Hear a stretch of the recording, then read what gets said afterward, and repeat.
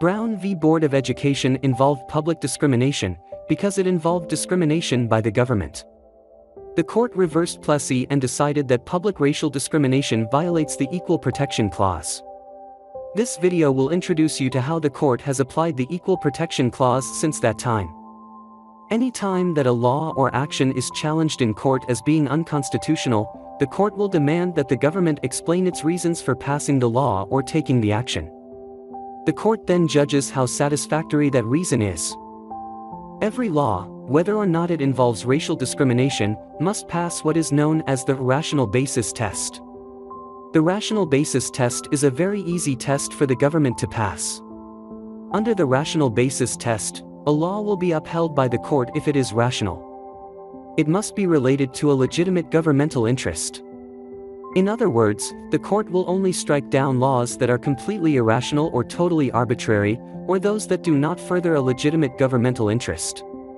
A law does not need to be wise, or good, or effective, to be upheld under the rational basis test. It merely needs to be rational. Most laws analyzed under the rational basis test are found to be valid, because the government doesn't usually pass laws that are completely irrational. However, sometimes it does. For example, the Cleburne Living Center wanted to open a home for 13 developmentally disabled adults in Cleburne, Texas. But a local ordinance required that hospitals for the feeble-minded required a special permit, and the city council voted to deny their permit on a 3-to-1 vote. The Cleburne Living Center filed a lawsuit, which was decided by the Supreme Court in 1985. As in all cases, the government was required to justify its actions. It said that it was motivated by the safety and fears of residents in the adjoining neighborhood, and the fact that residents might be harassed by students from a junior high school across the street. The Supreme Court found that this failed to meet even the rational basis test. These justifications were based solely on fear of the developmentally disabled, but merely negative attitudes, or fear, are not permissible bases for treating a home for the developmentally disabled differently from apartment houses, multiple dwellings, and the like. Requiring the permit, in this case, appears to us to rest on an irrational prejudice. So all laws have to be rational. But in cases involving public racial discrimination, the standard is even higher. In racial discrimination cases, the court doesn't use the rational basis test. It uses the compelling governmental interest test, or strict scrutiny. Under the strict scrutiny test, the court asks two fundamental questions. The first question is whether or not the government has a compelling interest in passing the law or practice in question. When it comes to race, the government's explanation must be more than merely rational. It must be compelling. In other words, the government must have a really good reason for passing the law. However, if the government does provide a compelling justification for its law, the court then asks another question. It asks if the law or practice is narrowly tailored. In other words, if a law discriminates, it must attempt to discriminate as little as possible in order to achieve its goals. If a law discriminates more than necessary, the law is declared unconstitutional. The strict scrutiny test is a very difficult one for the government to pass. It must demonstrate to the court that the law both serves a compelling interest and that it is narrowly tailored to achieve that interest. The vast majority of laws analyzed using the strict scrutiny test are declared unconstitutional. For example, in 1967, the Supreme Court decided the famous case of Loving v. Virginia.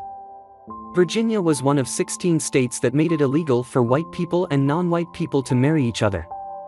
The case involved Richard and Mildred Loving, an interracial couple who got married in Washington, D.C. but lived in Virginia. They were convicted of violating Virginia's Racial Integrity Act and were ordered to leave the state for 25 years. Virginia argued that the law did not violate the Equal Protection Clause because both the white and non-white members of the couple were prosecuted.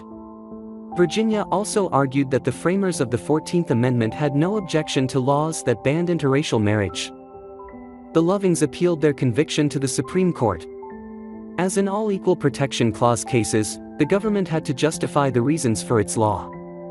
Virginia said that it had passed this law back in 1924 in order to preserve the racial integrity of its citizens and to prevent the corruption of blood, a mongrel breed of citizens. and the obliteration of racial pride. The court correctly noted that this was obviously an endorsement of white supremacy, and that racism and white supremacy are not a compelling governmental interest. It struck down the law in a unanimous decision. Not all laws are so overtly racist.